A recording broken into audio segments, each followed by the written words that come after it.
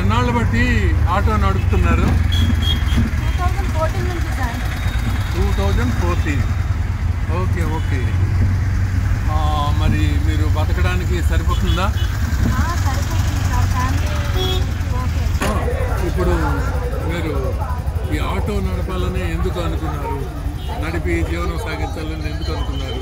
మాకు ఏరే ఆప్షన్ లేదు సార్. ఆటో నడిపితే కానీ బతకలేము. మేము చదువుకోలేదు, చదువుకోవాలని ఉన్నా మేము చదువుకోలేము. కొన్ని ప్రాబ్లమ్స్ ఉన్నా ఆటో నడపడానికి వచ్చినాము. ఎటు ఇంకా కూలి పనికి పోయినా మనకి ఏరే షాప్లలో పనికి పోయినా 10,000 ఇస్తారు. ఎందుకంటే అంతే సార్, ఇంకా మన కష్టాలకు తగ్గట్టు మనం కష్టపడుతున్నాం. మరి ఇప్పుడైనా చదువుకోవచ్చు కదా?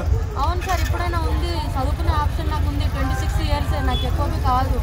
చదువుకోవాలని ఉన్నా నేను చదువుకోలేను.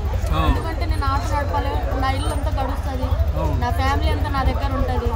నేను ఒకరోజు ఆటోకి పోకపోతే నా ఇల్లు గడవదు. మీకు ఈ చదవటం రాయటం వచ్చా? నాకేది రాదు సార్, చదువు రాదు, రాయటము రాదు. రాయటం రాదు.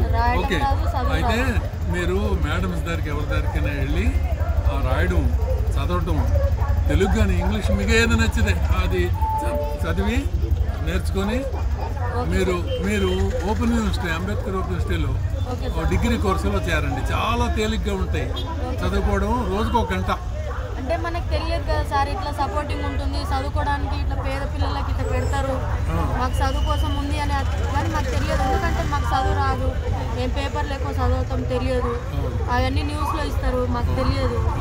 మీరు చెప్తే కానీ నాకు తెలియదు సార్, ఇంతవరకు ఉంది. నాకు ఈ స్థాయిలో మీరు ఇట్లా ఎదగగలుగుతారు, ఎదుగుదలగా ఉంది అని చెప్పింది దేవుళ్ళలాగా మీరు నా దగ్గరకు వచ్చి మీరు చెప్పండి. లేదు అంటే నాకు అనిపించింది, ఎందుకు ఈ ఆటోనే మీ సొంత ఆటోనే ఇది? నేను అద్దెకి నడుపుకుంటాను సార్. మరి సొంత ఆటో కూడా లేదా? గవర్నమెంట్ మరి ఇస్తుంది కదా? గవర్నమెంట్ ఏమి ఇస్తుంది సార్, అక్కడ గవర్నమెంట్ ఇస్తుంది, మధ్యలో ఉండేటోళ్ళు దోచుకో తింటారు. మా పేదోళ్ళ ప్రాబ్లం అర్థం చేసుకోరు. ఒక 100 బండ్లు వస్తే 10 మందికి ఇస్తారు, ఇచ్చినామో అని బదనాం చెప్తారు, లోపల తింటారు.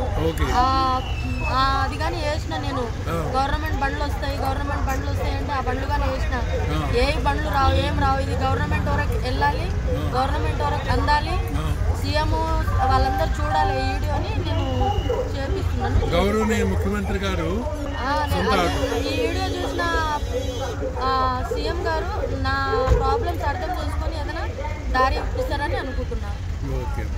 Thank you sir.